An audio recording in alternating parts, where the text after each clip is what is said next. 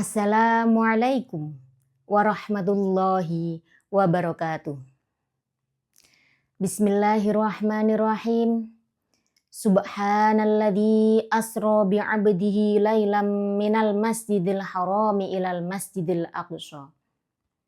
Wassalatu wassalamu ala asyrafil anbiya'i wal mursalin Sayyidina Muhammadin wa ala alihi wa sahbihi ajma'in. Hadratul muhtaramin, para alim ulama, wabil khusus Nyai Hajah Maftuhah Minan, yang saya hormati seluruh jajaran kepengurusan JMKH Pusat, yang saya hormati seluruh ketua JMKH yang ada di Indonesia, dan tak lupa pula ketua JMKH Kabupaten Jember, serta ketua JMKH seluruh kecamatan yang ada di Kabupaten Jember. Dan tak lupa pula hadirin hadirat yang saya cintai. Pada kesempatan kali ini saya akan berkhutbah tentang Isra Mi'raj. Sejatinya di dunia ini terbagi oleh 3 masa. Masa yang pertama yaitu masa lampau. Masa yang kedua adalah masa sekarang. Dan masa yang ketiga adalah masa yang akan datang. Mengapa kita perlu belajar tentang masa lampau? Masa lampau adalah masa kenangan atau masa sejarah. Dan masa sekarang adalah kenyataan saat ini yang kita hadapi saat ini. Dan masa yang akan datang adalah impian atau cita-cita yang kita harapkan.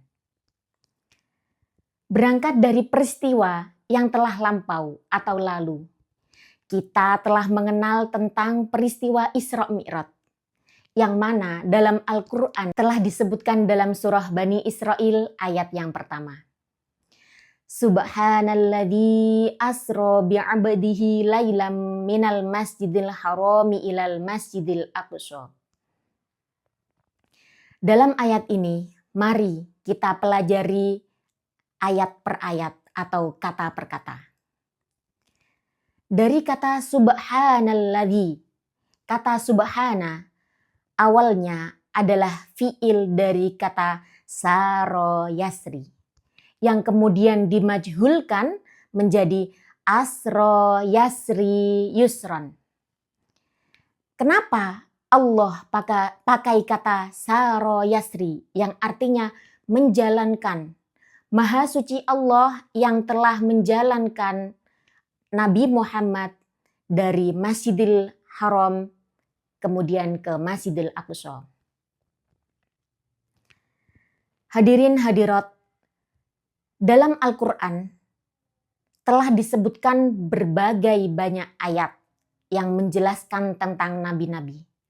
Akan tetapi ayat yang paling spesial adalah ayat Bani Israil ini, yang mana di dalamnya terdapat kalimat tasbih dan juga pengakuan Allah kepada Nabi Muhammad. Subhanalladzi asra. Lafaz subhana merupakan kalimat tasbih yang mana ayat ini hanya dijelaskan, kalimat tasbih ini hanya dijelaskan pada ayat Bani Israil ini. Kenapa?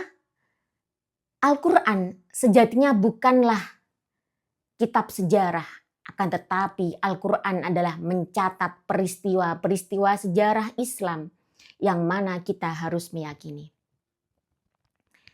Dalam surah Hud, di situ menceritakan tentang Nabi Hud contohnya. Akan tetapi tidak ada kata tasbih di situ. Karena apa? Memang ayat ini sangatlah istimewa. Lafaz subhanalladzi merupakan kalimat ijaz, yang mana dalam ilmu balaghah itu kalimat ijaz ini ringkas namun serat makna. Awalnya kata ini terbentuk dari subhanallahilladzi. Lafaz Allahnya di sini disimpan karena alladinya sudah menjawab kata Allah di situ. Di sini adalah salah satu istimewanya ayat Bani Israel ini. Kemudian lafadz bi'abdih. Lafadz bi'abdih di sini, kenapa Allah tidak langsung saja Subhanalladzi asra bi Muhammad. Tidak langsung lafadz Muhammad yang dikatakan. Akan tetapi lafadznya pakai bi'abdih. Karena Allah ingin membuktikan bahwasanya seorang hamba di sini sangat spesial. Yang mana lafadz hamba di sini adalah orang yang dijalankan ke dari Masjidil Haram ke Masjidil Aqsa menuju Arash, itu adalah ruh dan jasadnya. Kalau ada ruh tapi tanpa jasad, namanya pocong dong. Kalau ada jasad tapi tanpa ruh, namanya mayit. Nah, oleh sebab itu Allah meyakinkan dengan ayat ini bahwasanya yang diangkat ke Arash benar-benar adalah manusia, jasad dan ruhnya. Karena apa? Kalau kita difikirkan oleh otak kita atau akal kita yang dangkal ini, tentu tidak akan sampai. Namun ketika kita meyakini dengan hati kita bahwasanya dalam ayat tersebut Allah telah menjalankan Nabi dari Masjidil Haram ke Masjidil Aqsa tidak lebih dari waktu sepertiga malam, maka tentu kita akan sangat yakin dan percaya bahwa peristiwa itu ada. Dalam contoh kecil, suatu ketika saya pernah ke Banyuwangi mengambil baju yang mana dalam baju itu dalam kantongnya ada semut. Kemudian saya berangkat jam 9, lalu kembali lagi ke Jember, sudah tiba pukul 12. Lalu bilanglah si semut tadi yang di dalam kantong pas ke rumahnya, bilang ke teman-temannya, "Wahai teman-temanku semut, aku dari Banyuwangi, tadi berangkat jam 9, lalu sudah datang lagi ke Jember, barusan ini pukul 12. Kata temannya yang lain, "Masa semut? Gak percaya aku. Mana ada, kita aja jalan 1 kilometer aja butuh waktu berjam-jam. Masa Banyuwangi Jember, kamu sudah tiba di sini lagi pukul 12.